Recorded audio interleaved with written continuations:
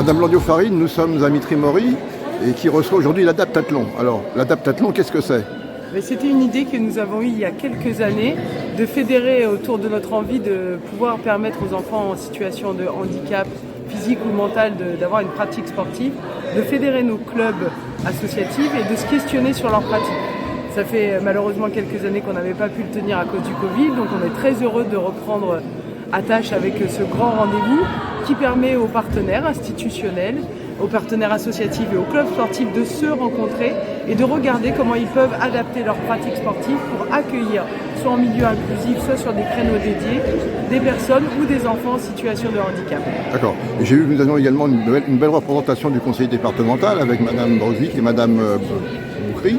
Oui, je pense que c'est la reconnaissance d'un travail que nous faisons depuis un moment sur ces questions-là, du travail qu'on a fait aussi pour répertorier les disciplines qui sont accessibles aux enfants, donc on est très heureux de les accueillir.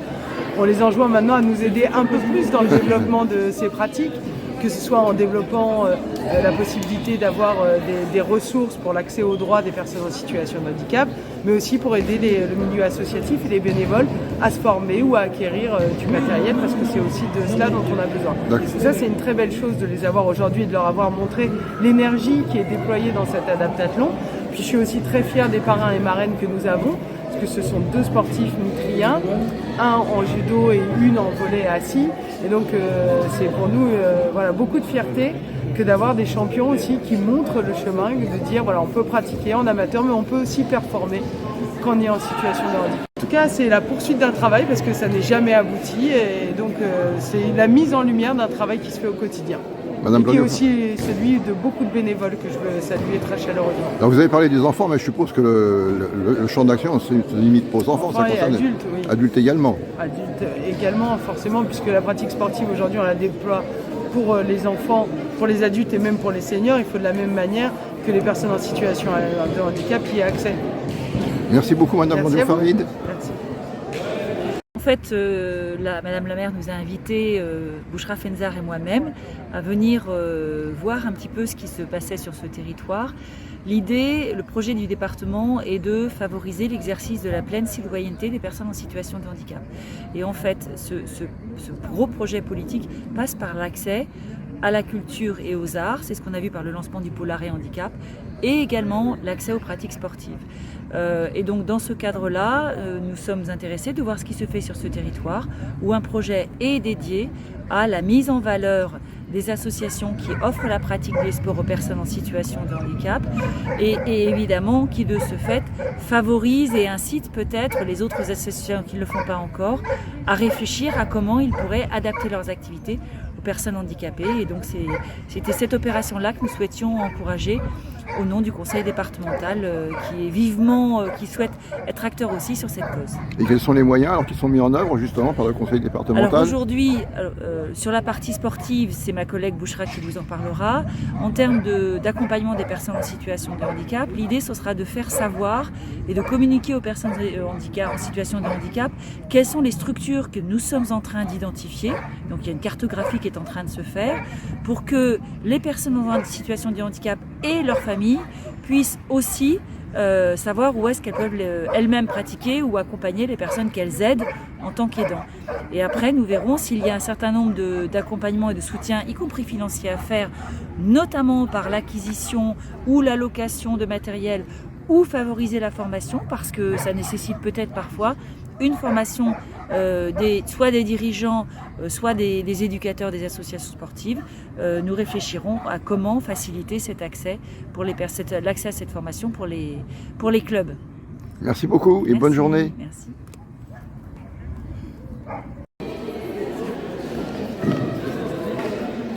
Madame Bouchra Fenzar, vous êtes vice-présidente du conseil départemental en charge justement du sport et vous êtes aujourd'hui à Mitry-Mory pour l'Adaptathlon. Tout à fait. Alors quel est le rôle du conseil départemental dans la pratique du sport pour les personnes qui ont un handicap?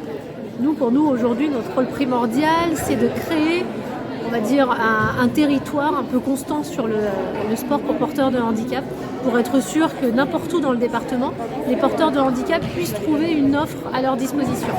Donc c'est mailler le territoire au mieux, travailler avec les associations sportives, avec les comités départementaux, sport pour personnes pour les porteurs de handicap, et faire en sorte que le territoire soit maillé le plus justement possible.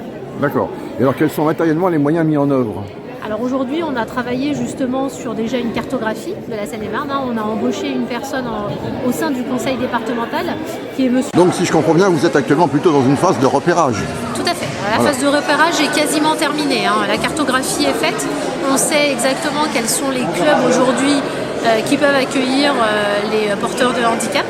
Et donc maintenant qu'on le sait, il va falloir qu'on remplisse justement les zones blanches sur le territoire de manière à en avoir un minimum en levant les freins. Et puis les freins, on les connaît maintenant. C'est souvent la formation des bénévoles qui sont dans les clubs associatifs. Donc on va se charger de former justement tous ces bénévoles. C'est également le transport pour emmener les porteurs de handicap vers les clubs. Donc là on est en train de travailler sur ce sujet pour éviter ce problème. Et puis ensuite l'accessibilité de certains lieux, de certains équipements sportifs qui ne le sont pas aujourd'hui. Donc voilà, donc on travaille sur la levée finalement de tout ça. Tout ça demande un investissement financier, donc alors je suppose que le conseil départemental a débloqué une enveloppe pour le sport. Alors, on n'a pour l'instant pas débloqué d'enveloppe, puisqu'on est en train de travailler également avec la nouvelle gouvernance du sport, qui est la conférence régionale du sport, et la conférence des financeurs, dont je suis la première vice-présidente. Et aujourd'hui, il faut réfléchir un peu global, que ce soit sur le département et au niveau de la région. Et l'idée, c'est de trouver des financeurs qui peuvent nous permettre d'avancer en fait sur le sport. Donc ça peut être des partenaires privés. Donc justement, on va être à la recherche de partenaires privés qui pourront nous aider à financer sous forme de mécénat ou de sponsoring. D'accord. Donc c'est une action en fait sur le long terme, ça vous avez prévu quel objectif en termes de réalisation? On aimerait, bien évidemment, on se sert des jeux qui arrivent en 2024, donc on aimerait pour 2024 avoir fini. J'allais vous poser la question par rapport aux Jeux Olympiques, bien entendu, qui sont quand même l'événement local par excellence. Ah bah, tout à fait, tout à fait.